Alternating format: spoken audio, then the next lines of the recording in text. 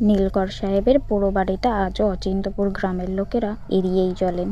একসময় এখানেই ছিল নীলকর হেনরি ম্যাকফারেন্সের প্রাসাদ।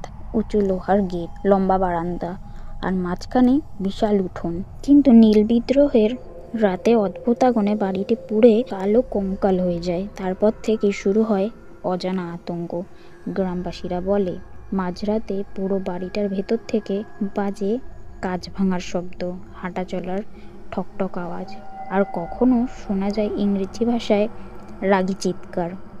অনেকে দেখেছে সাদা পোশাক পরা এক লম্বা ছায়া বারান্দায় হাঁটছে। মনে হয় যেন আগুনেই পুড়ে যাওয়া কোনো দেহ দাউ দাউ করে জ্বলছে। একবার দুইজন কৌতূহলী যুবক হাতে হেরিকেন নিয়ে ভেতরে ঢুকেছিল। তারা বলে ভিতরটা যেন বরফের মতো ঠান্ডা।